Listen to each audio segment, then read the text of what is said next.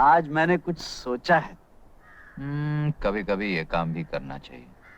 आज मैंने एक बहुत बड़ा फैसला किया है। मैं बताऊं तेरा बहुत बड़ा फैसला। तू बसंती से शादी करना चाहता है। अरे वाह वाह वाह, तू मेरा सच्चा यार है। एक यार ही यार के दिल की बात जान सकता है। और वो यार ये भी जानता है कि इस साल में शादी का ये तेरा 8वां फैसला है। ये फाइनल है यार। फाइनल। सुबह से दारू पी रहा ना? यार पार्टनर, मेरा एक काम कर दे। क्या? वो बसंती है ना, उसकी मौसी के पास जाकर मेरे रिश्ते की बात कुछ इस ढंग से कर कि मौसी शगुन लेके आ जाए। मैं क्यों करूं? अरे लड़के वाले ही तो जाते हैं लड़की वालों के घर। जय, और फिर इस दुनिया में तेरे सिवा मेरा है कौन? देख, शादी तूने करनी, तू जाके बात कर। जरा सोच, शादी के बाद एक घर होगा। घर तो तेरा होगा। एक बीवी होगी। तेरी होगी। 7-8 बच्चे होंगे। तेरे होंगे। पर चाचा चाचा तो तुम ही बोलेंगे ना। प्यार से तुम्हारी गोद में खेलेंगे, तुम्हारे कंधों पे झूला झूलेंगे और तोतली जुबान में बोलेंगे, ताता ताता हमको कहानियां सुनाओ। यानी शादी के बाद तेरे घर में मुझे आया की नौकरी मिलने वाली। समझा? तू मेरा दोस्त नहीं है। लानत ऐसी तो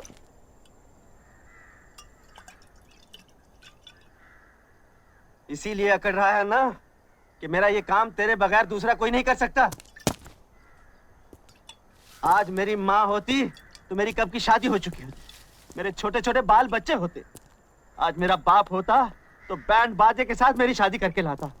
मेरे भाई बहन होते, वो मौसी के पैर छूकर भी बसंती की शादी मुझसे करवा देते। लेकिन ये मत भूल जाए, जिसका कोई नहीं होता उसका भगवान होता है। भगवान? तू वो दोस्त नहीं रहा। तू नहीं चाहता मैं बुरे धंधे छोड़कर घर गृहस्थी बसा सकूं। मैंने तुझे क्या समझा था जय, लेकिन तू क्या निकला? साला नौटंकी, खड़ी खड़ी ड्रामा करता है। चल बस बस, बहुत हो गया है। मैं मौसी जाके बात कर लूंगा। सच?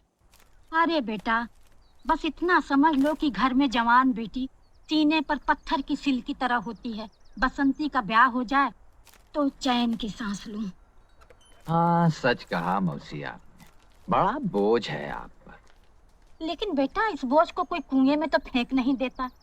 बुरा नहीं मानना, इतना तो पूछना ही पड़ता है कि लड़के का खानदान क्या है, उसके लक्षण कैसे हैं, कमाता कितना है।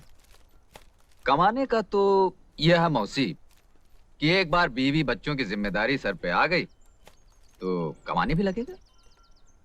तो क्या अभी कुछ भी नहीं कमाता? नहीं नहीं, ये मैंने कब कहा मौसी, कमाता है, लेकिन अब रोज रोज तो आदमी जीत नहीं सकता ना। कभी हार भी जाता है बेचारा। हार जाता है? हाँ मौसी, अब ये कमबख्त जुआ चीज ही ऐसी, अब मैं क्या कहूँ। है? तो क्या जुआरी है? छी छी छी छी मौसी, वो और जुआरी ना ना, वो तो बहुत ही अच्छा और नेक लड़का है। लेकिन मौसी, एक बार शराब पी ली ना, फिर अच्छे बुरे का कहाँ होश रहता है। हाथ पकड़ के बैठा लिया किसी ने जुआ खेलने।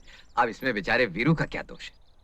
ठीक कहते हो बेटा, जुआरी वो, शराबी वो, लेकिन उसका कोई दोष नहीं। मौसी, आप तो मेरे दोस्त को गलत समझ रही हैं। वो तो इतना सीधा और भोला है। अरे बसंती से उसकी शादी करके तो देखिए, ये जुए और शराब की आदत तो 2 दिन में छूट जाएगी।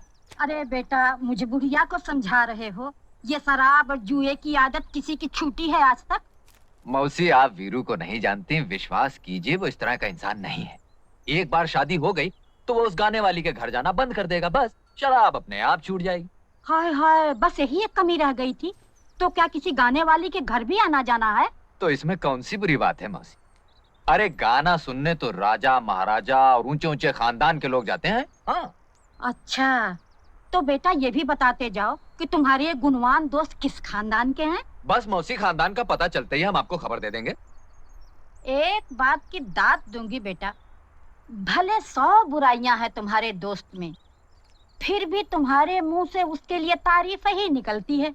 अब क्या करूं मौसी, मेरा तो दिल ही कुछ ऐसा है। तो मैं ये रिश्ता पक्का समझूं? पक्का? भले सारी जिंदगी लड़की कुंवारी बैठी रहे, लेकिन मैं ऐसे आदमी से बसंती को नहीं ब्याहने वाली। सगी मौसी हूँ, कोई सौतेली माँ नहीं। अजीब बात है, मेरे इतने समझाने पर भी आपने इनकार कर दिया। बेचारा वीरू, न जाने क्या करेगा।